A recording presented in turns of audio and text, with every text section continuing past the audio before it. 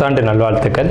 அதாவது நம்ம தமிழர்கள் தமிழ் புத்தாண்டை தான் நம்ம வந்து விசேஷமாக கொண்டாடணும் அப்படின்ற ஒரு அமைப்பில் வந்துட்டு இந்த தமிழ் புத்தாண்டு அப்படிங்கிறது வரக்கூடிய ஏப்ரல் 14ஆம் தேதி தொடங்க இருக்குது. நம்மளுடைய தமிழர்களுடைய ஒரு பண்பாட்டில், நம்மளுடைய கணித முறைகளில், நம்மளுடைய சாஸ்திர முறைகளில் முன்னோர்கள் வகுத்து கொடுத்தது எது அப்படின்னு கேட்டிங்கன்னா சித்திரை 1 தான் நமக்கு தமிழ் புத்தாண்டு. பிறக்க போகிற தமிழ் புத்தாண்டு இந்த சித்திரை 1 அப்படிங்கிறது விஸ்வாசு வருடம். அதாவது 60 வருடங்கள் தமிழருக்கு பிரபவ விவ சுக்ல பிரம்மோத்துத பிரம்மோத்பத்தி ஆங்கிரச ஸ்ரீமுக பவ யுவ தாது ஈஸ்வர வெகுதானியா அப்படின்ட்டு 60 வருடங்கள் தமிழ் வருடங்கள் கொடுக்கப்பட்டிருக்கு. அதில் 39வது வருடமானது விஸ்வாசு வருடம். இந்த வருடத்தை நோக்கி தான் நம்ம அடியெடுத்து வைக்கிறோம். நம்ம தமிழர்களுடைய கலாச்சாரப்படி பல்வேறு மதங்களும் பல்வேறு இனங்களும் பல்வேறு கலாச்சாரங்களும் இருந்தாலும் இந்த உலகத்தினுடைய ஆதி கர்த்தா, ஜோதிட சாஸ்திரத்தினுடைய ஆதி கர்த்தா அப்படிங்கிறவங்க தமிழர்கள் தான். அப்படிங்கிறதுல எல்லளவு கூட மாற்றம் இல்லை அப்படிங்கிறத நீங்கள் நல்லா புரிஞ்சுக்கணும். இந்த உலகத்துக்கு சாஸ்திரத்தையும் நாள்காட்டியும் வான சாஸ்திரத்தையும் தொகுத்து கொடுத்தவங்க யாருன்னு கேட்டால் நம்ம தமிழர்கள். நம்ம தமிழ் புத்தாண்டை நம்ம மற்றவங்களுக்கு கொடுத்துட்டு மற்றவங்களுடைய கேலண்டர் எடுத்து நம்ம பயன்படுத்திட்டு இருக்கோம். இது மிகப்பெரிய ஒரு தவறு. இந்த இடத்துல நம்மளுடைய தமிழ் புத்தாண்டை நம்ம பின்பற்றணும்னு சொல்லி ஒரு வேண்டுகோளை நம்ம வச்சுட்டு இந்த தமிழ் புத்தாண்டு எப்படி இருக்குது அப்படிங்கிற அமைப்பையும், தமிழ் புத்தாண்டு என்ன, தமிழ் புத்தாண்டுடைய சிறப்புகளையும் நம்ம வந்து பேசுவோம். நாள் என் செய்யும் வினைதான் என் செய்யும் என்னை நாடி வந்த கோல் என் செய்யும் கொடுங்கூற்று என் செய்யும் கூரேசர் இருதாலும் சிலம்பும் சதங்கையும் தண்டையும் சண்முகன் தோளும் கடம்பும் என் கண்முன் வந்து தோன்றினேன். அதாவது நம்மளுடைய தமிழ் கடவுள் அப்படிங்கிறவர் முருகன் தாங்க. அகத்தியருக்கு தமிழை கற்றுக் கொடுத்தவர் யாருன்னு கேட்டிங்கன்னா முருகன் தாங்க. முருகன் தான் தமிழ் கடவுள். அதாவது அவருடைய பிறப்பு வேணா நம்ம வந்து சிவன் பார்வதி அப்படி இப்படின்னு நம்ம சொல்லலாம். ஆனால் தமிழுக்கென்ற ஒரு கடவுள், தமிழினுடைய ஆதி கர்த்தா அப்படிங்கிறவங்க யாருன்னு கேட்டிங்கன்னா முருகன் தான். ஸோ அதனால் நம்ம முருகனை வணங்கி நம்ம இந்த பதிவை தொடர்வோம். சித்திரை 1 அப்படிங்கிறது ஏப்ரல் 14ஆம் தேதி ஆங்கில கணக்குப்படி. ஆங்கில கணக்கை தயவு செஞ்சு யாரும் எடுத்துக்க வேணாம். ஆங்கில நாள்காட்டி தவறானது தான். இது வந்து நம்ம சவால் விட்டே சொல்லலாம். ஒரு 15 நாட்கள் ஆங்கில நாட்காட்டியில் காணாமல் போய் அதை தேடி கண்டுபிடிச்சி அதுக்காக நாட்களை திருத்தின ஒரு வரலாறு நம்ம வரலாறு இருக்குது. நல்லா தெரிஞ்சுக்கோங்க. இன்னையிலேருந்து இன்னும் நூற்றுக்கணக்கான வருடங்களுக்கு கிரகணத்தை ஆதி காலத்திலே குறித்து வச்சுருக்காங்க நம்ம முன்னோர்கள். ஸோ அப்படிப்பட்ட நம்மளுடைய தமிழ் வருடப்பிறப்பான விஸ்வாச வருடப்பிறப்பு எப்படி நடக்குது அப்படின்னு பார்த்தீங்கன்னா, திங்கட்கிழமை அன்னைக்கு பிரதமை திதியில் சுவாதி நட்சத்திரத்தில் வஜ்ரம் நாமயோகத்தில் கௌளவ கரணத்தில் பிறக்க இருக்குது. இந்த சித்திரை 1 தாங்க கேரளாவில் ஐயப்பனுக்கு நடை திறப்பு முதல்ல நடக்கூடிய நாள் அப்படின்னா சித்திரை விசு அப்படின்னு சொல்லுவாங்க. விசு அப்படின்னா சமப்படுத்துதல் அப்படின்னு பேர். சித்திரை விசு அப்படிங்கிறத கேரளாவில் விசேஷமாக கொண்டாடுறாங்க. ஏன்னா நம்மகிட்டேருந்து பிழிஞ்சு போன ஒரு மொழி வந்து மலையாளம் அப்படிங்கிறது. சரி, விஸ்வாசு வருடத்துக்கு நம்ம முன்னோர்கள் என்ன விளக்கம் கொடுத்துருக்காங்க அப்படின்னா, விஸ்வாசு அப்படின்ற சொல் வந்துட்டு நேர்மை, நீதி, செல்வம் அப்படின்னு உயர்ந்த ஒரு அர்த்தத்தை வச்சுருக்காங்க. நம்மளுடைய தமிழ் மொழிக்கு நம்ம தமிழ்லேயே அர்த்தங்கள் தேட வேண்டிய ஒரு காலகட்டம் வந்தாச்சு. சரி, இந்த விஸ்வாசு வருடம் அப்படிங்கிறது நேர்மை, நீதி, செல்வம் அப்படிங்கிற ஒரு அர்த்தத்தில் வருது இந்த சொல் அப்படிங்கிறது. இந்த விஸ்வாசு வருடத்துக்கு உண்டான பலன்களாக நம்ம முன்னோர்கள் என்ன சொல்லியிருக்காங்க அப்படின்னு பார்த்தீங்கன்னா, விஸ்வாசு வருடம் தன்னில் வேளாண்மை ஏறும், பசுமாடும் மாடும் பழிக்கும், சிசு நாசம், மறையோர்கள் வாழ்வார்கள், மாதவங்கள் மீறுமே, மற்றுலகில் உண்டு மலை அப்படின்னு சொல்லியிருக்காங்க. மற்றுலகில் உண்டு மலை அப்படின்னு முடிக்கிறாங்க. இதனுடைய அர்த்தம் என்னன்னு கேட்டிங்கன்னா, இந்த வருடம் விஸ்வாசு வருடம் அப்படிங்கிறது ஒவ்வொரு 60 வருடங்களுக்கு ஒரு முறை 39 ஆண்டாக பிறக்கக்கூடிய இந்த விஸ்வாசு வருடமானது வருகின்ற காலகட்டத்தில் எல்லாம் வேளாண்மை உயரும் அப்படின்னு சொல்லியிருக்காங்க. பசு மாடும் பழிக்கும் அப்படின்னா நம்மளுடைய பசுமாடுகள் அப்படிங்கிறது நல்ல ஒரு முன்னேற்றத்தை அடையும். மாடு ஆடுகளுக்கு ஒரு நல்ல தீவனங்கள் கிடைத்து அதுவும் நல்ல செழித்து வரும். ஆதி காலத்தில் வந்து மாடை தான் செல்வமாக குறிப்பிட்டிருக்காங்க. இன்றைக்கி வந்து பணம் அப்படின்ற ரூபாய் தாள்களை நம்ம வந்து பணமாக குறிப்பிட்றோம். ஒரு முன்னோர்கள்லாம் வந்து மாடு எவ்வளோ இருக்குது, மாட்டினுடைய அந்த குப்பை வந்து வேஸ்ட்டெல்லாம் எங்கே ஒரு மனிதன் வந்து எங்கே சேகரிக்கிறானோ அதை போய் முதல்ல பார்ப்பாங்கங்க. அதை வச்சு தான் அவனுடைய செல்வம் என்னன்றதை குறிப்பிட்டு பொண்ணு கொடுக்குறதா இருக்கட்டும், பொண்ணு எடுக்கிறதா இருக்கட்டும், இதெல்லாம் நம்முடைய மரபில் இருந்து வந்த ஒரு விஷயம். ஸோ அப்போ இத்தனை மாடுகள் இருந்தால் தான் அவன் செல்வந்தன் அப்படின்ற ஒரு கான்செப்ட் வந்து முன்னோர்கள் நமக்கு காமிச்சிருக்காங்க. அப்படிப்பட்ட பசுமாடுகள் மாடும் பழிக்கும் அப்படின்ற ஒரு வார்த்தையை வந்து அங்கே குறிப்பிட்டிருக்காங்க. சிசு நாசம் அப்படின்ற வார்த்தையை சொல்கிறாங்க. மறையோர்கள் வாழ்வார்கள். மறையோர்கள்னு யாருன்னு கேட்டிங்கன்னா சமுதாயத்தில் முக்கியமாக இருக்கக்கூடிய பெரியவங்க, மற்றவங்களுக்கு வழிகாட்டக்கூடியவங்க வாழ்வாங்க அப்படின்றத சொல்லியிருக்காங்க. மாதவங்கள் மீறுமே அப்படின்ற ஒரு வார்த்தையும் வருது. மாதவங்கள் மீறும் அப்படின்னா ஒழுக்கக்கேடான செயல்பாடுகளில் மனிதர்கள் நடக்க வேண்டிய காலகட்டங்கள் வரும். ஒழுக்கக்கேடுனா என்னங்க? இந்த விரல் தான் ஒழுக்கக்கேடு, இந்த ஒற்றை விரல் தான். இந்த விரலை வச்சு தான் நம்ம பட்டன் அமுக்கிறோம், காசு வாங்கிட்டு அமுக்கிறோம். இதுதான் மாதவங்கள் மீறுமே அப்படின்றது. ஸோ அந்த மாதிரிலாம் இல்லாமல் மனசாட்சிக்கு துரோகம் செய்யாமல் யார் நீதி பரிபாலனம் செய்வாங்க அப்படின்றத தெரிஞ்சு சரியான வாக்களித்து நல்ல தலைவனை தேர்ந்தெடுக்க வேண்டிய காலகட்டங்கள் அப்படிங்கிறத இங்கே மறைமுகமாக இந்த விசுவாச வருடத்தினுடைய வெண்பா பாடல் அப்படிங்கிறது நமக்கு சுட்டி காட்டுது. இந்த சித்திரை வருட பிறப்பானது மகர லக்னம்னு சொல்லக்கூடிய சர லக்னங்களில் விழுகுது. எப்படின்னு கேட்பீங்க. தமிழனுடைய கணக்குப்படி சூரியன் எப்போது கிழக்கு வானில் உதிக்கிறதோ அதுதான் லக்னம். ஸோ சித்திரை மாதம் 1ஆம் தேதியானது உதிக்கக்கூடிய நேரம் அப்படிங்கிறது கிழக்கு வானத்தில் சூரியன் உதிக்கக்கூடிய அந்த டைம் அப்படிங்கிறது 2:22 அதிகாலை மணி 2:22க்கே சூரியன் கிழக்கு வானத்தில் உதிச்சிடறார். அப்போ அது லக்னமாக போட்டுக்கணும், இந்த வருடத்தினுடைய பிறப்பு லக்னமாக போட்டுக்கணும். ஸோ அப்படி நம்ம போடும்போது மகர லக்னம் சர லக்னத்தில் விழுகுது. முன்னோர்கள் வந்து சித்திரை 1ஆம் தேதி அப்படிங்கிறத கண்டறிஞ்சு அந்த 1ஆம் தேதி தொடங்கக்கூடிய லக்னத்தை கண்டறிஞ்சு அதுக்கான பலன்களை பஞ்சாங்கங்களில் எழுத ஆரம்பிச்சிருக்காங்க. ஸோ அதன் அடிப்படையில் சர லக்னமான மகர லக்னத்தில் இந்த புத்தாண்டு அப்படிங்கிறது பிறகுது. இது ஒரு விசேஷமான ஒரு விஷயந்தான். ஏன் அப்படின்னு கேட்டிங்கன்னா, அந்த மகர லக்னத்துக்கு அதிபதியான சனி பகவான் வந்து ஒரு பலமான ஒரு நிலையில் வருடப்பிறப்பின் போது இருப்பாங்க அப்படிங்கிற ஒரு விசேஷமான ஒரு அமைப்பில் இந்த வருடப்பிறப்பு அப்படிங்கிறது விஸ்வாச வருடம் பிறக்கின்றது.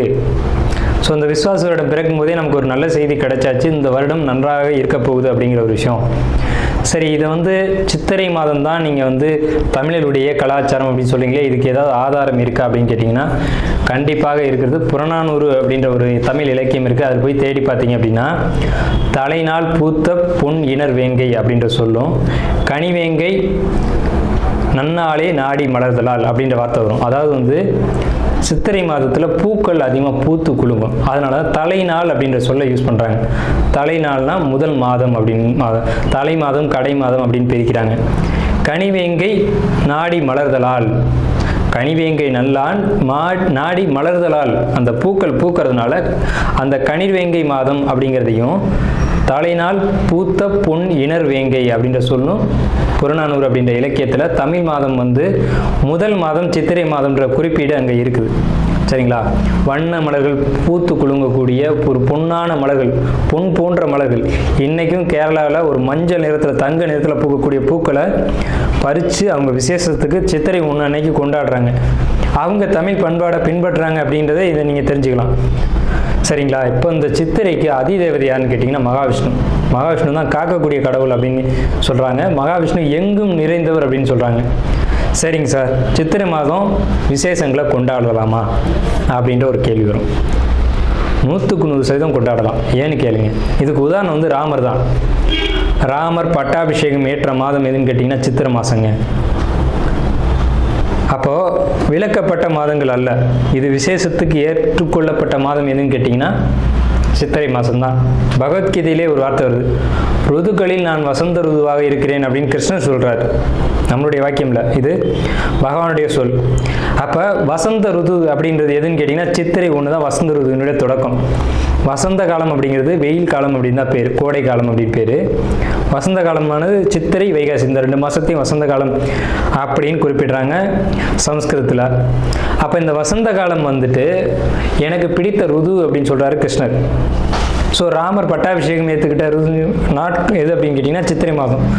அப்போ சித்திரை மாதம் புது வீடு வாங்கலாம், புது வீடுக்கு கிரகப்பிரவேசம் பண்ணலாம், புது மனை எழுப்பலாம், மனை சம்பந்தப்பட்ட விஷயங்கள், மங்கள காரியங்கள், இது எல்லாம் செய்வதற்கு உகந்த மாதம் சித்திரை மாதம். சரி, அப்போ அந்த சித்திரை மாதம் பார்த்திங்கன்னா சித்ரா பௌர்ணமி அப்படின்னு ஒன்று வரும். சித்திரை பௌர்ணமி அப்படின்ற ஒரு விசேஷம் வரும். சூரியன் மேசத்திலும் சந்திரன் துலாத்திலும் இருந்து சித்திரை நட்சத்திரம் வருகின்ற நாளில் பௌர்ணமி திதியானது உதிக்கும். ஒவ்வொரு தமிழ் மாதத்துக்கும் குறிப்பிட்ட நட்சத்திரத்தில் தான் பௌர்ணமி திதி வரும். அந்த திதி எந்த காலகட்டத்திலையும் மாறாது. அதனால தான் தமிழர்கள் வந்து ரொம்ப நுட்பமானவர்கள் நம்ம சொல்கிறோம். வைகாசி மாதம் அப்படின்னு எடுத்துக்கிட்டோம்னா அந்த மாதத்துக்கு பேர் வைகாசின்னு ஏன் வந்தது அப்படிங்கிறது தெரியணும். விசாக நட்சத்திரத்தில் பௌர்ணமி உதிக்கும். மேச ராசியானது மே மாதம் நம்ம மேச ராசின்னு சொல்கிறோம், மேடத்தை மே அப்படின்னு சொல்கிறோம். நம்மகிட்டேருந்து எடுத்துக்கொண்ட ஒரு வார்த்தை ஆங்கிலத்தில். மேடம்ன்ற சொல்ல மேஷம், மேடம்ன்ற சொல்ல மே அப்படின்னு திரிச்சிருக்காங்க. இவ்வளோதான் விஷயம், சரிங்களா? மேடம் நம்ம குறிப்பிட்றோம் ராசியில், அதை மே மாதம் அவங்க குறிப்பிட்றாங்க. அப்போ இந்த பருவ காலத்தில் மே மாதம் வரக்கூடிய இந்த சித்திரை நட்சத்திரத்தில் தான் சித்திரை மாதம் பௌர்ணமி உதிக்கும். முழு நிலா, பெரிய நிலா உதிக்கும். சந்திரன் வந்து ரொம்ப பிரகாசமாக இருக்கக்கூடிய பௌர்ணமி திதியானது முதல்ல உதிக்கிற மாதம் சித்திரை மாதத்தில் தான் அவ்வளோ முழு நிலாவாக ஒலிக்கும். இந்த சித்ரா பௌர்ணமி அப்படிங்கிறது சித்திரகுப்தனுக்கான விசேஷ நாள்.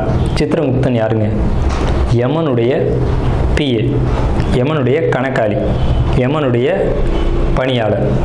இவரை வந்து இந்த மாதத்தில் விசேஷமாக கொண்டாடுறாங்க. நம்மளுடைய முன்னோர்கள் இறந்தவங்க இருக்காங்க அப்படின்னா அவங்க நல்ல ஆத்மாவா கெட்ட ஆத்மாவான்னு கணக்கு எழுதக்கூடியவர் சித்திரகுப்தன் தான்.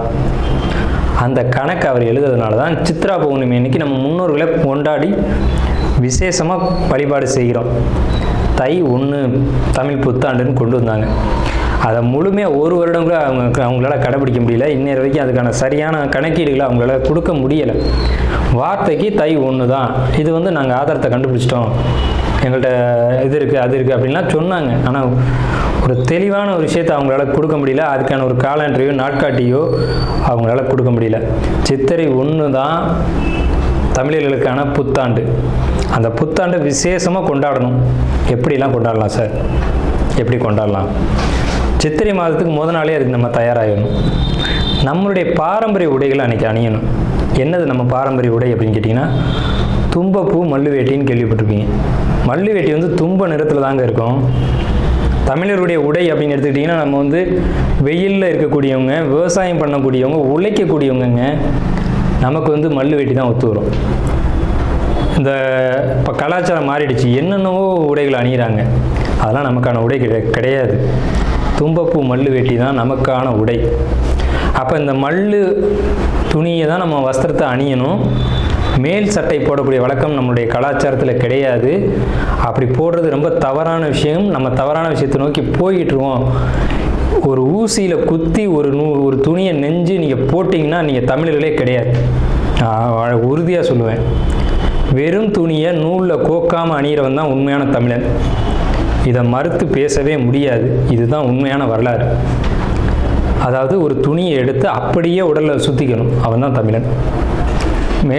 மேல் அங்கம் வந்து வஸ்திரம்ன்ற துண்டும், அது எவ்வளோ பெருசாக வேணாலும் இருக்கலாம், அது சின்னதாக வேணாலும் இருக்கலாம். அது அவங்களுடைய வசதியை பொறுத்தது. ஆனால் சுத்தமான மல்லுவாக இருக்கணும். மல்லுன்றது பருத்தி நூலால் செய்யப்பட்டது. நம்ம வந்து பருத்தியை உற்பத்தி செய்யக்கூடியவங்க. நம்ம நிலத்தில் தான் பருத்தி உற்பத்தி ஆகும். அதுக்கான சரியான மண் வந்து தமிழர்களுடைய மண் தான். உலகத்துக்கே ஆடையும் சாஸ்திரத்தையும் கற்றுக் கொடுத்தவங்க யாருன்னா தமிழன் தான். ஸோ இந்த மாதிரி பாரம்பரிய உடைகளை அணிஞ்சு நம்ம விசேஷத்தை கொண்டாடணும். பச்சடி செய்வாங்க அன்னைக்கு, சித்திரை 1 அன்னைக்கு பச்சடி செய்வாங்க. இன்றைக்கெலாம் யாருமே செய்யறதில்ல. வேப்பம்பூ பச்சடி, மாங்காய் பச்சடி இதெல்லாம் செய்வாங்க. அது ரொம்ப இனிமையாக இருக்கும். வேப்பம்பூ எப்படி சார் இனிமையாக இருக்கும்? செய்வாங்க சார், அதை இனிப்பாக செய்ய முடியும். பச்சடி செய்வாங்க. அன்னைக்கு அந்த உணவை எடுத்துக்கணும். வேப்பம்பூ ரசம்லாம் வச்சு அன்றைக்கி சாப்பிடுவாங்க. அவ்வளோ ருசியாக இருக்கும். அந்த நாளில் அந்த உணவை தான் எடுத்துக்கணும்னு நமக்கு முன்னோர்கள் சொல்லியிருக்காங்க. அதை தவிர்த்து நீங்கள் போகிறது அப்படிங்கிறது ஒரு சிறப்பான விஷயம் கிடையாது. சரி, நம்ம வந்து இந்த 39ஆவது ஆண்டில் இருக்கோம். கலியுகாதி வருஷம் 5127ஆவது ஆண்டு இந்த விசுவாச வருடம் பிறக்குது. இந்த ஆண்டினுடைய ராஜா மந்திரி அப்படிங்கிறது சூரியன். இந்த ஆண்டினுடைய ராஜா மந்திரி அப்படிங்கிறது சந்திரன். அர்க்காதிபதி சூரியன், மேகாதிபதி சூரியன், சஸ்யாதிபதி குரு, சேனாதிபதி சூரியன், ரசாதிபதி சனி. இந்த ஆண்டினுடைய ராஜா அப்படின்னு சொல்லக்கூடியவர் சந்திரன் பலமாக இருக்காங்க. இந்த ஆண்டு உடைய தொடக்கத்திலே பலமாக இருக்காங்க. சனி பலமாக இருக்காங்க. சூரியன் பலமாக இருக்காங்க. சூரியன் எப்போவுமே வருஷ ஆண்டு பிறப்பு அப்படின்னாலே சூரியன் பலமாக தான் இருப்பார். அது என்ன ஸ்பெஷல்னு கேட்டிங்கன்னா, அந்த வீடு வந்து எந்த ஒரு பலகீனமும் அடையாமல் இருக்குது. மேசராசி. சஸ்யாதிபதி குரு அதீத பலத்தில் இருக்கார். எப்படின்னு கேட்டிங்கன்னா, பரிவர்த்தனை யோகத்தில் குரு சுக்கிரன் பரிவர்த்தனையில் தங்களுடைய வீடுகளை மாற்றிக்கிட்டு, பகை கிரகங்கள் தான் குரு சுக்கிரன், ஆனால் தங்களுடைய வீடுகளை பரிமாற்றம் செஞ்சுக்கிட்டு நல்ல ஒரு பலமான நிலையில் இருக்காங்க. இந்த வருஷம் மழை வந்து ரொம்ப அற்புதமாக பெய்யும். சகல ஜீவராசிகளுக்கும் உணவுகள் தட்டுப்பாடு இல்லாமல் கிடைக்கும். ரொம்ப பெரிய ஒரு அற்புதமான விஷயம். அன்னதானங்கள், கோயில் விசேஷங்கள் சிறப்பாக நடக்கும். ஆனால் அந்த புனித யாத்திரைக்கு போகக்கூடியவங்களுக்கு இந்த விஸ்வாச வருடம் அவ்வளோ சிறப்பாக இல்லை. அங்கே சில நெருக்கடிகள், தொந்தரவுகள் இருக்கலாம் அப்படின்ற ஒரு சின்ன மைனஸ் மட்டும்தான் இருக்குது. அதே நேரத்தில் உணவு உற்பத்திகள் அப்படிங்கிறது அதிகரிக்கும். மழை நல்லா பொழியும். அணு ஆயுத உற்பத்திகள் அதிகமாக இருக்கும். ஆயுதங்கள், இரும்பு, எஃகு போன்ற விஷயங்களுடைய உற்பத்தி அதிகரிக்கும். மருத்துவத்தில் இந்திய தேசம் முதலிடத்தை வகிக்கும். வட மாநிலங்களில் வெள்ள பாதிப்புகள் ஏற்படும். மின்சார தடைகள் அடிக்கடி ஏற்படும். பேட்டரி வாகனங்கள் அதிகரிக்கும். பெரும்பாலும் இந்த பெட்ரோலியம் சம்மந்தப்பட்ட வாகனங்கள் அப்படிங்கிறது குறையும். தங்கம், வெள்ளி உளைச்சல் அப்படிங்கிறது உச்சத்தை அடையும்.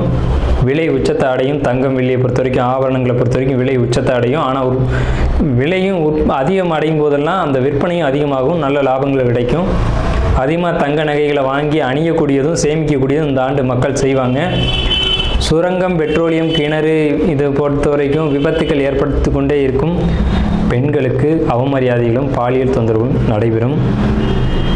இது ஒரு மைனஸ் தாங்க. பூச்சி, கருவண்டு இந்த மாதிரியான விஷயங்கள் அதிகரிக்கும். வெங்காயம், தக்காளி, பூண்டு, மாங்காய், புளி இதனுடைய உற்பத்தியும் அதிகமாக இருக்கும். விலையும் அதிகமாக இருக்கும். மனிதர்களுக்கு இந்த நடைப்பயணம் போகக்கூடியவங்களுக்கு மட்டும் கொஞ்சம் தொந்தரவுகள் இருக்குங்க. இது இந்த ஆண்டினுடைய பலனாக இருக்குது. இந்த ஆண்டு எப்படி கொண்டாடணும் அப்படின்றத பற்றி நம்ம பேசணும், சரிங்களா? அப்போ அந்த நாளில் புத்தாடைகள் அணிஞ்சு விசேஷமாக நம்ம அதுக்கு முதல் நாளே தயாராகிடணும். சித்திரை கனி காணுதல் அப்படின்னு சொல்லுவாங்க. சித்திரை கனி காணுதல் தமிழர்களுடைய ஒரு மரபான பண்பாடு. இந்த சித்திரை மாதத்துக்கு முதல் நாளே அதுக்கான ஏற்பாடுகள்லாம் செஞ்சு வச்சுட்டு நீங்கள் அடுத்த நாள் புத்தாண்டு பிறக்கும்போது அந்த சித்திரை கனி காணுதலோடு நீங்கள் தொடங்குனீங்க அப்படின்னா இந்த புத்தாண்டு ரொம்ப பெரிய விசேஷத்தை உங்களுக்கு கொடுக்கும். நீங்கள் 12 ராசிகளில் எந்த ராசியில் பிறந்திருந்தாலும் உங்களுக்கு ஏற்றம் தான் அப்படிங்கிறதுல மாற்றுக்கிறதுக்கு இடமில்லை. 12 ராசிகளுக்கும் யோகத்தை கொடுக்கக்கூடிய ஒரு ஆண்டு தான் இந்த சித்திரை புத்தாண்டு பிறப்பு, விஸ்வாச வருட பிறப்பு. விஸ்வாசு அப்படின்னாலே விஸ்வாசம் அப்படின்ற சொல்ல ஒரு தெரிந்த சொல்ல தான் நம்ம பார்க்குறோம். நேர்மையாகவும் மக்கள் செயல்படுவாங்க, நீதியோடு நடந்துக்குவாங்க. நீதி என்னன்றது தெரியும். தலைமையில் இருக்கக்கூடியவங்களுக்கு கொஞ்சம் தொந்தரவுகள் வரும். தலைமை அப்படின்னா உங்களுக்கு தெரியும், அரசாங்கத்தில் அரசியலில் இருக்கக்கூடியவங்களுக்கு தொந்தரவுகள் வருது அப்படிங்கிறதெல்லாம் மாற்றுக்கிறதுக்கு இடமில்லை. இதை பலர் சொல்லலாம், பலர் மறுக்கலாம். நடக்கும்போது சில விஷயங்கள் நீங்கள் தெரிஞ்சுக்கிங்க. புத்தாண்டினுடைய பிறப்பானது சிம்ம மாந்தியில் தொடங்குகிறது. அப்போ தலைமையில் இருக்கக்கூடியவங்க யாருன்னு நம்ம குறிப்பிட்டு சொல்ல முடியாது. எல்லாருமே தலைமை தான். அந்த பார்லிமெண்ட்டு, அதே மாதிரி நாடாளுமன்றம், இந்த மாதிரி இடங்களுக்கு போகக்கூடியவங்க எல்லாருமே தலைமை தான். இவங்களுக்கு மட்டும் கொஞ்சம் எச்சரிக்கையாக இருக்கணும் அப்படின்ற காலகட்டம். உடலையும் மனதையும் தைரியமாக பார்த்து கொள்ள வேண்டும் அப்படின்ற காலகட்டம் இந்த விஸ்வாச வருடம். அதே சமயத்தில் நீதி, நேர்மை யாரெல்லாம் கடைபிடிக்கிறீங்களோ உங்களுக்கு இந்த விஸ்வாச வருடம் உங்களை விசுவாசமாக காப்பாற்றும் அப்படிங்கிறதுலேயும் மாற்றுக்கிறதுக்கு இடம் இல்லைங்க. ஸோ நம்மளுடைய இந்த வீடியோ பார்த்த அனைவருக்கும் நன்றிகள். அதாவது கும்பராசி இது ஒரு அழகான ராசி. ராசி மண்டலத்திலேயே இது ஒரு அற்புதமான ராசி. இந்த ராசியில் தான் மிகப்பெரிய ரிஷிகளும் ஞானிகளும் சித்தர்களும் அவதரிச்சிருக்காங்க. ஸோ அப்படிப்பட்ட கும்பராசிக்காரங்க எங்கே இருந்தாலும் சரி, அவங்களுடைய குணம் அப்படிங்கிறது ரொம்ப தங்கமான குணமாக இருக்கும். என்னன்னு கேட்டிங்கன்னா, தனக்குன்னு வாழாமல் மற்றவங்களுக்காகவும் சமுதாயத்துக்காகவும் வாழக்கூடியவங்க அதிகபட்சமான பேர் கும்பராசிக்காரங்க தான். அப்படிப்பட்ட உயர்வான குணங்களை உடைய கும்பராசிக்காரங்களான உங்களுடைய குணம் அப்படிங்கிறது எல்லாரும் நல்லா இருக்கணும், நானும் நல்லா இருக்கணும் அப்படின்னு நினைக்கக்கூடிய ஒரு தன்மை இருக்கும். இதை தான் நம்ம எப்போவுமே நம்ம வீடியோக்குள்ளே அடிக்கடி சொல்கிற விஷயம் இதுதான். கும்பராசினாவே உயர்வான குணம். கும்பம்னா கோயில் கோபுரத்தில் தான் இருக்கும். அப்போ கோயில் கோபுரத்தில் இருக்கக்கூடியவங்களுக்கு குணம் எப்படி இருக்கும்? அந்த எண்ணமும் அந்தளவுக்கு உயர்வாக தான் இருக்கும். ஸோ அப்படிப்பட்ட உயர்வான எண்ணங்களை உடைய கும்பராசி நேயர்களே, உங்களுக்கு இந்த விஸ்வாச வருடம் என்ன மாதிரியான பலன்கள் நடக்க இருக்குது அப்படிங்கிறத பார்க்குறோம். தமிழ் ஆண்டு அப்படிங்கிறது 60 ஆண்டுகள். பிரபவ, விபவ, சுக்ல, பிரமோத்துத, பிரமோத்பத்தி, ஆங்கிரச, ஸ்ரீமுக, பவ, யுவ, தாது, ஈஸ்வர, வெகுதானிய இப்படின்னு சொல்லி வரிசையில் 39வது வருஷம் தான் விஸ்வாச வருடம். இந்த விஸ்வாச வருடத்துக்கு மிகப்பெரிய ஏற்றங்கள் அப்படிங்கிறலாம் நிறையவே இருக்குது. என்ன ஏற்றங்கள் அப்படின்னு கேட்டிங்கன்னா, விஸ்வாசு வருடம் தன்னில் வேளாண்மை ஏறும், பசுமாடும் மாடும் பலிக்கும், சிசுநாசம், மறையோர்கள் வாழ்வார்கள், மாதவங்கள் மீறுமே, மற்றுலகில் உண்டு மலை அப்படின்னு சொல்லியிருக்காங்க. அப்போ இந்த ஆண்டு வந்து 12 ராசிக்குமே உயர்வான நல்ல பலன்கள் நடக்கும் அப்படிங்கிறத அவங்க முன்னோர்கள் ஏற்கனவே தொகுத்து கொடுத்துட்டாங்க. அப்படி இருந்தாலும் நம்மளுடைய கணிப்புக்கு இந்த ஆண்டு கிரகநிலைகளை ஒட்டி நம்ம கணிக்கிறோம். இந்த கணிப்புகளின் அடிப்படையில் உங்களுக்கு என்ன மாதிரியான பலன்கள் நடைபெறுது அப்படிங்கிறத பற்றி நம்ம இந்த வீடியோவில் பார்ப்போம். தயவு செஞ்சு நம்ம வீடியோ வந்து ஸ்கிப் பண்ணாமல் முழுமையாக பாருங்கள். அப்போ தான் நம்ம என்ன சொல்ல வரோம் அப்படிங்கிறது முழுமையாக தெரியும். உங்களுடைய பொன்னான நேரத்தை ஒதுக்கி தயவு செஞ்சு இந்த வீடியோ முழுமையாக பாருங்கள். அது மட்டும் இல்லாமல் நம்மளுடைய இந்த சேனலில் ஜோதிடம், வாஸ்து, ஆன்மீகம், பரிகாரம், ராசி பலன் அப்படின்ற விஷயம்லாம் தொடர்ந்து வருது. இது எல்லாமே உங்களுக்கு பயனுள்ள ஒரு விஷயமா இருக்கும். தொடர்ந்து நம்ம சேனலுக்கு ஆதரவு கொடுக்கும்படி கேட்டுக்கிட்டு நம்ம ராசி பலன் அப்படின்ற ஒரு கான்செப்டுக்குள்ளே போவோம். உங்கள் ராசியை பொறுத்த வரைக்கும் கும்ப ராசி. இந்த கும்பத்தில் ராகு பகவான் டிரான்சிட்டில் வராங்க இந்த விஸ்வாச வருடத்தில். அப்போ ஜென்ம ராகு அப்படின்னு பேர் அதுக்கு. இது வரைக்கும் ஜென்ம சனியாக இருந்தது விலகி பாத சனியாக மாறுது. எப்போவுமே நல்ல ஒரு விஷயத்தை தெரிஞ்சுங்க. பாதச்சனியாக மாறும்போது கஷ்டங்கள் பல மடங்கு குறையும். விரயச்சனி வரும்போது தான் விரயங்களாக இருக்கட்டும், மன அழுத்தங்களாக இருக்கட்டும் ஒருத்தருக்கு வந்து அதிகப்படியான அளவில் இருக்கும். ஜென்மச்சனியில் அது ஓரளவுக்கு குறைவாகும், ஆனால் பாதச்சனியில் முழுமையாக குறையும் அப்படிங்கிறத நல்லா தெரிஞ்சுக்கோங்க. உங்களுடைய சுய ஜாதகம்னு ஒன்று இருக்குது, அதுவும் உங்களுடைய பலன்களை சொல்லும். பிறப்பு ஜாதகத்தின் அடிப்படையில் கணிக்கணும். இருந்தாலும் இந்த கோச்சார டிரான்சிட் அடிப்படையில் பார்க்கும்போது உங்களுக்கு நல்ல பலன் தான் மிகுதியாக இருக்குது. இந்த விஸ்வாச ஆண்டில் என்னெல்லாம் நல்லது அப்படிங்கிறதெல்லாம் நான் சொல்லிட்டு வரேன். நம்ம ஒவ்வொன்றா பார்ப்போம், சரிங்களா? இப்போ உங்களுக்கு 5ல் குரு, 7ல் கேது, இப்படி மாறி இருக்க எல்லா கிரகங்களும் உங்களுக்கு முழு நற்பலன்களை அதிகமான யோகத்தை கொடுக்கக்கூடிய அமைப்பில் தான் அமைஞ்சிருக்கு. எல்லா கிரகத்தினுடைய அமைப்புமே இருக்குது. ஒரு கிரகம் பாசிட்டிவாக இருக்குது, ஒரு கிரகம் நெகட்டிவாக இருக்குது அப்படின்னு இல்லை. உங்களுக்கு எந்த ஒரு இடமும் பாதிப்பு இல்லாமல் இந்த காலகட்டத்தில் இருக்குது அப்படின்றது ஒரு மகிழ்ச்சிகரமான விஷயம். நல்லா தெரிஞ்சுக்கோங்க. உங்கள் ராசிக்கு 3ஆம் இடத்துல எந்த ஒரு பாதிப்பான கிரகமும் இல்லை. அதே சமயத்தில் 5ஆம் இடத்துல குரு, அதுக்காக 5ஆம் இடத்தை பாதிக்குமா அப்படின்னா பாதிக்காது. 5ஆம் இடம்ன்றது புத்திரம், சந்தானம், குழந்தைகள் அப்படின்னு சொல்லக்கூடிய இடம். அங்கே பாதிப்புகள் எதுவும் இல்லை. உங்களுடைய சிந்தனைகள் தெளிவாகி உங்கள் குடும்பத்தை புரிஞ்சுக்கிட்டு உங்கள் குடும்பத்தில் இந்த பிரச்சனைகள்லாம் விட்டு கொடுத்து சரி போ நீ இவ்வளோதான் அப்படின்ட்டு ஒரு மனமகிழ்ச்சியான ஒரு காலகட்டத்தில் வரக்கூடிய காலகட்டம். நீங்களும் உங்களை உணர்ந்து மற்றவர்களையும் உணர்ந்து எல்லாம் இது இப்படித்தான்ற ஒரு சமநிலைக்கு வந்து தெளிவாக ஆரோக்கியமாக வாழக்கூடிய காலகட்டம் இதுதான், இந்த விஸ்வாச ஆண்டு தான்.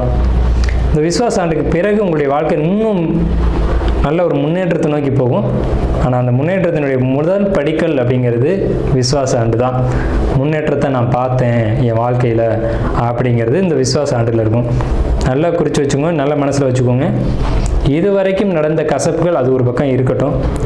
நம்ம சேனலை இப்போ அதிகமாக பார்க்கக்கூடியவங்க கும்பராசிக்காரங்க. அதனால் நான் அழுத்தமாக சொல்கிறேன், இந்த ராசிக்கு நம்ம வந்து அதிகமான விஷயங்களை கொடுக்கணுன்ற ஒரு அமைப்பு இருக்குது. ஏன்னு கேட்டிங்கன்னா இப்போ 2ஆம் இடத்து சனி என்ன செய்யும் அப்படின்னு கேட்டிங்கன்னா பொருளாதார தடைகளை மீண்டும் ஏற்படுத்தும். இருந்தாலும் அதுலேயும் சமாளிக்கக்கூடிய ஆற்றலையும் கொடுக்கும். இவ்வளோ நாள் சமாளிக்க முடியாமல் இருந்தோமே, இப்போ சமாளிக்கிற அளவுக்காக வந்திருக்கோம்ல அப்படிங்கிற ஒரு நல்ல விஷயம். அதே மாதிரி பொருளாதார தட்டுப்பாடுகள் அப்படிங்கிறது இனி இருக்காது. இது நாள் வரைக்கும் இருந்தது உண்மைதான், அது யாரும் மறுக்கலை. அடகு வச்சது, பணத்தை இழந்தது, சொத்தை இழந்தது, உறவுகளை இழந்தது, எதிரிகள் தொல்லை, கூட பிறந்தவங்க, அப்பா அம்மா, இந்த உறவு தொல்லை எல்லாமே இருந்ததெல்லாம் உண்மைதான். ஆனால் இனி எல்லாமே சரியாகும் ஒரே டைமில். இந்த காலகட்டத்தில் சகோதரன் வழி உறவும் சரியாகும், உடல் ஆரோக்கியமும் நல்லா ஹெல்த்தும் உங்களுக்கு ஃபிட் ஆகும். அதே மாதிரி உங்களுக்கு சகோதர வழி உறவுகளாக இருந்தாலும் தாய் தந்தையாக இருந்தாலும் அவங்களால வந்து ஒரு இடையூறுகள் அப்படிங்கிறது இனி இருக்காது. உங்களுக்கு வந்து சேர வேண்டிய சொத்து பங்கு அப்படிங்கிறது கரெக்டாக வந்து சேரும். இதெல்லாம் ஏகப்பட்ட பிரச்சனையே வருது, அதெல்லாம் கரெக்டாக வந்துடும். எந்த ஒரு பிரச்சனையும் இல்லாமல் உங்களுக்கு பாசிட்டிவான காலகட்டங்கள். உடம்பில் ஏற்பட்ட பல பாதிப்புகள் நம்ம பழைய வீடியோக்குள்ளே என்ன பாதிப்பெல்லாம் ஏற்படும்னு நம்ம சொல்லியிருக்கோம். அதெல்லாம் நடந்திருக்கு, ஒவ்வொருத்தரும் உணர்ந்துருக்காங்க. ஸோ அந்த பாதிப்புகள் இனி இல்லை. உங்களுடைய 8ஆம் இடத்தை சனி பார்வை செய்கிறதுனால உங்களுக்கு அடிவேறு சம்மந்தப்பட்ட பிரச்சனைகள் உடனடியாக சரியாகும்னு சொல்ல முடியாது, படிப்படியாக சரியாகும். விசுவாச ஆண்டு இதுலேயும் புரட்டாசி, ஐப்பசி இந்த மாதங்களுக்கு மேலே முழுமையாக க்யூர் ஆகும் அந்த ஒரு விஷயம் அப்படிங்கிறது. சரிங்களா? இப்போ சந்திரன் மேலே ராகு என்ன சார் செய்யும் அப்படின்னு கேட்டிங்கன்னா குழப்பங்களை ஏற்படுத்திக்கிட்டே இருக்கும். இருந்தாலும் தெளிவடைஞ்சு கொண்டே நீங்கள் இருப்பீங்க. மன அழுத்தம் ஒரு பக்கம் இருக்கும் தான், இல்லைன்னு யாரும் மறுக்கலை. அதே நேரத்தில் அதுக்கான சோர்ஸ் உங்களுக்கு கிடைக்கும். எந்த விஷயத்தை நினச்சி நீங்கள் கவலைப்படுறீங்களோ அதுக்கான ஒரு வழி அப்படிங்கிறது கண்டிப்பாக கிடைக்கும். பொருளாதார உயர்வு, புதிய சொத்து சேர்க்கை, புதிய வண்டி வாகன சேர்க்கை அப்படிங்கிறது இந்த ஆண்டு நிச்சயமாக கும்பராசிக்கு உண்டு. கணவன் மனைவி உறவை பொறுத்த வரைக்கும் விட்டு கொடுத்து தான் போய் ஆகணும். அவங்க புரிஞ்சுக்க மாட்டாங்க. அவங்க பிடிச்ச மயிலுக்கு 3 கால் அப்படின்றதுல இன்னும் கரெக்டாக நிற்பாங்க. 7ஆம் இடத்துக்கே அது இதை செய்யும். ஆனால் சந்திரன் மேலே இருக்க ராகு அதை விட்டு கொடுக்கணும் அப்படின்ற எண்ணத்துக்குள்ளே உங்களை கொண்டு வரும். சில நேரங்களில் நீங்கள் ஆக்ரோஷமாக மாறுவீங்க. கும்பராசிக்காரங்களால் நீங்கள் அந்த ஆக்ரோஷத்தை குறைக்கணும். போகங்கள் மீதான ஆர்வம், நாட்டம் அப்படிங்கிறது அதிகரிக்கும். இது ஆணாக இருந்தாலும் சரி, பெண்ணாக இருந்தாலும் சரி. ஒரு மொபைல் ஃபோனை அதிக நேரம் யூஸ் பண்ணிங்கன்னா அதுவும் ஒரு போகம்தான். எல்லாமே அதுக்குள்ளே தான் அடக்கம். சும்மா கையில் வச்சுட்டு நோண்டிக்கிட்டே இருக்கிறதும் ஒரு தவறு தான். அது ஆணாக இருந்தாலும் சரி, பெண்ணாக இருந்தாலும் சரி. அதே மாதிரி ஒரு போதை, ஒரு அடிக்ஷன் அப்படிங்கிறதுலாம் அந்த மாதிரியான விஷயங்களுக்குள்ளே போயிடாமல் உங்களை நீங்கள் பார்த்துக்கணும். அதுக்கான காலகட்டங்கள் உண்டு. ஆனால் இருந்தாலும் நீங்களும் கொஞ்சம் கவனமாக இருந்துக்கணும் அப்படிங்கிறது தான் நம்ம சொல்கிறோம். பொருளாதார தட்டுப்பாடுகள் ஏற்பட்டாலும் அதுலேருந்து நிவர்த்தியாகி வருவீங்க. குடும்பத்தில் சகோதர வழி ஒற்றுமைகள் அப்படிங்கிறது கிடைக்கும். புதிய சொத்து சேர்க்கைக்கான வழிவகைகள் உண்டு. குழந்தைகளால் மதிப்பு மரியாதைகள் கூடக்கூடிய அமைப்பு. குழந்தைகள் படிக்கும்போது நல்ல மதிப்பெண் எடுத்து உங்களை மரியாதையாக ஒரு மதிப்பு மரியாதையை ஏற்படுத்தக்கூடிய ஒரு அமைப்பு அப்படிங்கிறது இந்த ஆண்டில் உண்டு. அதே நேரத்தில் எதிரிகள் தொந்தரவு இது வரைக்கும் இருந்திருந்தாலும் இதுக்கு மேலே இருந்த இடம் தெரியாமல் போயிடுவாங்க. கோர்ட்டு கேஸு வம்பு வழக்குன்னு ஏதாவது இருந்துச்சு அப்படின்னா அது உங்களுக்கு சாதகமான வழியில் வரும். தூக்கம் மட்டும் இப்போதைக்கு பிரச்சனை. சரியான தூக்கம் அப்படின்றது ஏற்படாது. அயன சயனங்களை பொறுத்த வரைக்கும் போக்குவரத்தில் கொஞ்சம் பாதிப்புகள் ஏற்படுத்தும். கால், முட்டி, இடுப்பு, அதாவது இடுப்புக்கு கீழே வலிகள் ஏற்படுறதுக்கான வாய்ப்புகள் உண்டு. உங்களுக்கு மற்றபடி எல்லாமே பாசிட்டிவாக தான் இருக்குது. நெகட்டிவான அமைப்புகள் உங்களுக்கு அதிகபட்சம் இல்லை. உங்களுக்கு பாசிட்டிவான விஷயம்னு பார்த்தீங்கன்னா 70% மேலே நல்ல பலன்கள் இருக்குது. வெறும் ஒரு 25% மட்டும்தான் நெகட்டிவான பலன்கள் இருக்குது. அது என்னன்றதை நம்ம சொல்லியிருக்கோம். சின்ன சின்ன பொருளாதார தடைகளும், இடுப்புக்கு கீழான உடல் பாதிப்புகளும், அடிவயிறு சம்பந்தப்பட்ட பாதிப்புகளும், சரியான தூக்கம் வராத ஒரு தன்மைகளும் தான் உங்களுக்கு பாதிப்பாக இப்போதைக்கு இருக்கிறது. மற்ற எல்லா விஷயங்களையும் பொறுத்த வரைக்கும் பாசிட்டிவான காரியங்கள், எடுத்த காரியத்தில் வெற்றி அப்படிங்கெல்லாம் கண்டிப்பாக உங்கள் ஜாதகத்தில் இந்த டைமில் இருக்கும். இருந்தாலும் உங்கள் சுய ஜாதகத்தை நம்மளை மாதிரியோ அல்லது உங்கள் குடும்ப ஜோசியர்கிட்டையோ கொடுத்து ஒரு முறைக்கு 2 முறை தெளிவாக பார்த்து கொள்ளுங்கள். ஏன்னா இந்த காலகட்டம் நல்ல காலகட்டம் தான். இன்னும் முன்னேறி வர்றதுக்கான வழிவகைகளை பார்த்துக்கும்படி கேட்டுக்கிட்டு இந்த வீடியோவை நம்ம நிறைவு செய்வோம்.